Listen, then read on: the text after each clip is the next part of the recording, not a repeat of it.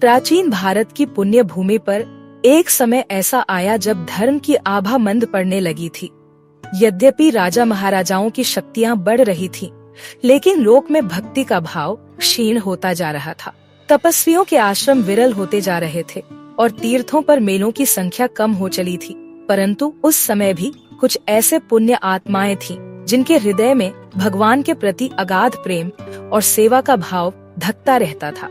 उन्हीं में से एक महान आत्मा थे पुंडलिक, जिनके कारण स्वयं भगवान श्रीहरि ने अपने भक्त के लिए पृथ्वी पर पदार्पण किया।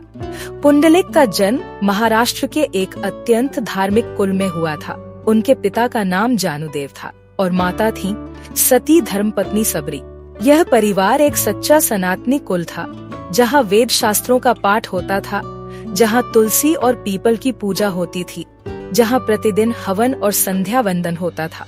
पुंडलिक बचपन से ही चतुर, तीव्र बुद्धि और विनोदी स्वभाव के थे। उनका लालन पालन भक्ति और सेवा के वातावरण में हुआ, लेकिन जैसे जैसे वे युवा हुए, उनमें संसारिकता की ओर झुकाव होने लगा। कहा जाता है कि पुंडलिक का प्रारंभिक जीवन किसी भी सामान्य युवक की भांति ही था। वे युवावस्था में अत्यधिक मोह, भोग और विलास में लिप्त हो गए थे। माता पिता की सेवा से उनका मन उचट गया था। वे प्रतिदिन देर से उठते, इधर उधर घूमते और मित्रों के साथ समय व्यर्थ करते। माता पिता, जो कभी उनके आचरण पर गर्व करते थे, अब दुखी रहने लगे थे। धीरे धीरे पुंडलिक का हृदय कठोर होने लगा। उनकी बातों में कटुता आ गई थी और वे अपने माता पिता की बातों को अनसुना कर देते थे। एक दिन उनकी पत्नी, जो स्वयं भी एक तेजस्विनी नारी थी, ने कहा, स्वामी, माता पिता की सेवा से बड़ा कोई पुण्य नहीं, पर आप तो दिन भर व्यर्थ की बातों में लगे रहते हैं। इस पर पुंडलिक ने क्रोध में कहा, सेवा, यह वृद्ध लोग केवल रोक टोक करते हैं। मेरा जीवन मेरा है, मैं जो चाहता हूँ वही करूँगा। माता पिता को यह सुनकर बहुत आघात पहुँचा। उन्होंने निर्णय किया कि वे घर छोड़ देंगे और तीर्थ यात्रा पर निकल जाएंगे। वे गंगा जी, प्रयाग, काशी और पुष्कर जाना चाहते थे। उन्होंने पुंडलिक से कहा कि अब वे जीवन के अंतिम समय में ईश्वर की भक्ति करना चाहते हैं और इसी कारण निकल रहे हैं। पुंडलिक को यह सुनकर तनिक भी दुख नहीं हुआ, बल्कि उन्होंने स्वीकृति दे दी। माता पिता घर छोड़कर चले गए। उन्होंने कहा, पुंडलिक, तुमने अपने माता पिता का अनादर किया है। यह जीवन का सबसे बड़ा पाप है। यदि अब भी चेत नहीं हुए तो सदा के लिए पश्चाताप में डूब जाओगे। यह स्वप्न इतना प्रभावशाली था कि पुंडलिक सुबह होते ही बेचैन हो गए। उनका मन भारी हो गया, नेत्रों से अश्रु बहने लगे। वह भागे भागे घर आए और पत्नी को बताया कि वे तीर्थ यात्रा पर माता पिता के पीछे जाना चाहते हैं। पत्नी ने प्रसन्न होकर कहा, यह तो सच्चा प्रायश्चित है, जाइए और उन्हें खोज लाइए। पुंडलिक बिना समय गवाए चल पड़े। कई तीर्थ स्थलों पर गए, ब्राह्मणों से पूछा, संतों से पता किया और अंततः उन्हें पता चला कि माता पिता काशी की ओर गए हैं। वे सीधे वहीं पहुँचे। काशी नगरी में गंगा के तट पर उन्हें अपने माता पिता मिले। दोनों अत्यंत दुर्बल हो चुके थे, परंतु तप और संतों की संगति से उनके मुख पर तेज था। पुंडलिक को देखकर वे चकित रह गए। पुंडलिक उनके चरणों में गिर पड़े और फूट फूट कर रोने लगे। उन्होंने क्षमा मांगी और कहा, पिताश्री, माताश्री, मैंने जो अपराध किया उसके लिए क्षमा नहीं मांग सकता, परंतु अब मुझे अपने साथ रख लीजिए। मैं अब जीवन भर आपकी सेवा करूँगा। माता पिता ने उसे हृदय से लगाया। उस क्षण पुंडलिक के जीवन का परिवर्तन हुआ।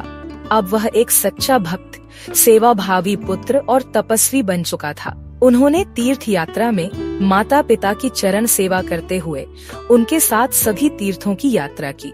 वे जहाँ भी जाते उन्हें स्नान कराते, प्रसाद दिलाते और उनकी सेवा में दिन रात लगे रहते। उनकी सेवा भावना इतनी प्रबल हो गई कि स्वयं तीर्थों के देवता उन्हें आशीर्वाद देने लगे। हर स्थान पर पुंडलिक की भक्ति की चर्चा होने लगी।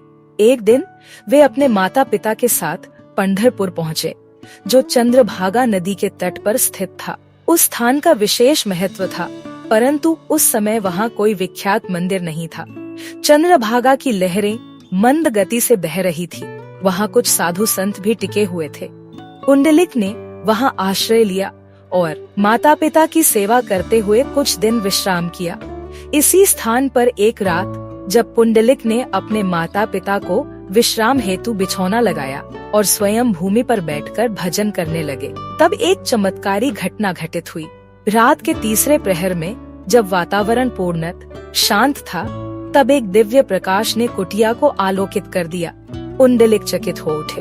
उन्होंने देखा कि एक सुंदर सुदर्शन 4 भुजाओं वाले प्रभु सामने खड़े हैं। उनके हाथों में शंख, चक्र, गदा और पद्म था।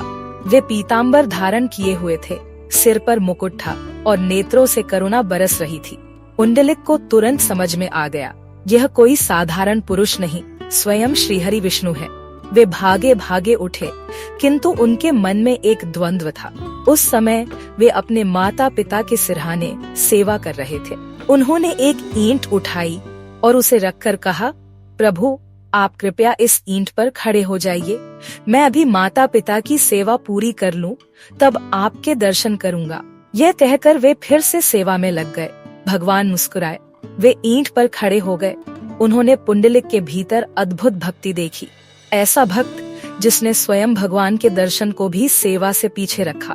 जब पुंडलिक माता पिता की सेवा पूरी कर हाथ जोड़े हुए प्रभु के सामने आए, तब भगवान ने कहा, पुंडलिक तुम धन्य हो, तुम्हारे समान कोई भक्त नहीं। तुम्हारी सेवा ने मुझे बांध लिया है। तुमने मुझे प्रतीक्षा में रखा, परंतु मैं प्रसन्न हूँ। मैं चाहता हूँ कि यही सदा के लिए स्थित हो जाऊं, ताकि आने वाले युगों तक भक्तगण मुझे इसी रूप में पाएं। पुंडलिक ने भाव विभोर होकर कहा, प्रभु आप तो स्वयं साक्षात नारायण हैं। यदि आप यही स्थित हो जाएं, तो यह पुण्य भूमि साक्षात वैकुंठ बन जाएगी।